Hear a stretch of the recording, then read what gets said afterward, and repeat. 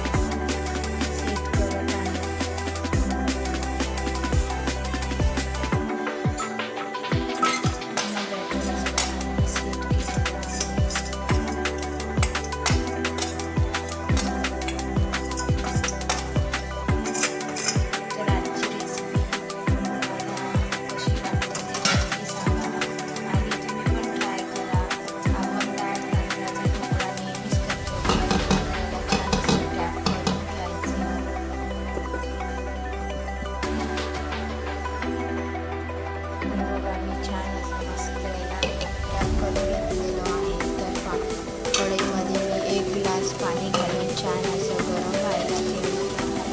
तर मी आता खाली मी एक प्लेट घातलेली आहे, त्यावर मी पातेलं ठेवली व याला छान असं झाकून ठेवलं.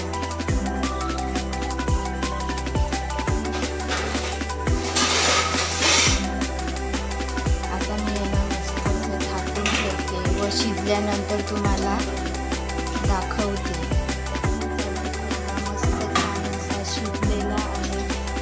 चला तर आपण चेक करूया. तर बघा क्लीन निघालेलं आहे. तर आपला ढोकळा छान मस्त थंड झालेला आहे. तर याला आपण छान असं मस्त काढून घेऊया. तर चला मी आता ढोकळ्याला छान असं कडा देते आजूबाजूने मोकळ्या करून तुम्हाला पण दाखवते.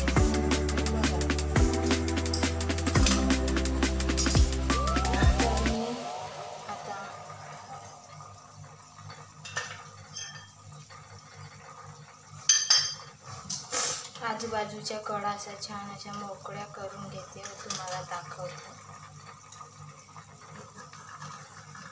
तर बघा अशा आजूबाजू छान अशा ढोकळ्याच्या कडा मोकळ्या केलेल्या आहेत. तर आता एका प्लेटमध्ये काढून घेते. तर बघा आपला ढोकळा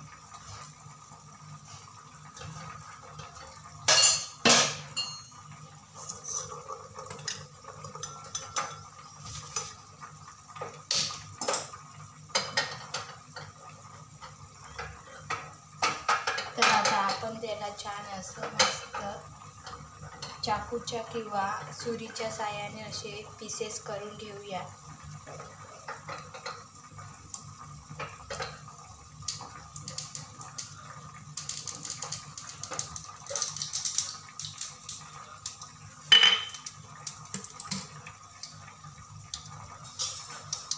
तर मी त्याच्या साहाय्याने असे त्याचे असे पीसेस करून घेते.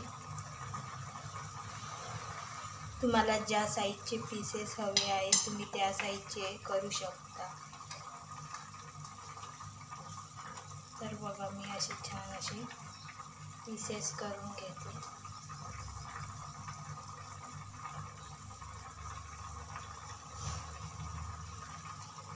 तर बघा असे मस्त छोटे छोटे मी असे छान पीसेस करून घेतलेले आहेत. एकदम छान मस्त सर्वांना आवडणार. लहान मुलं तर आवडीने खाणार. तर आता आपण कढईने तडका घालून घेणार आहोत.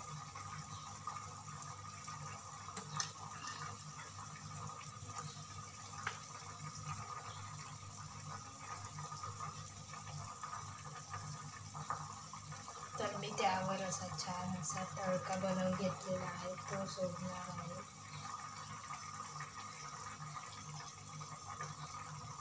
जिरं मोहरीचा तडका घातलेला आहे. तर आजची रेसिपी आवडली असेल तर लाईक करा, शेअर करा आणि कमेंट करून सुद्धा कळवा कशी वाटली ती.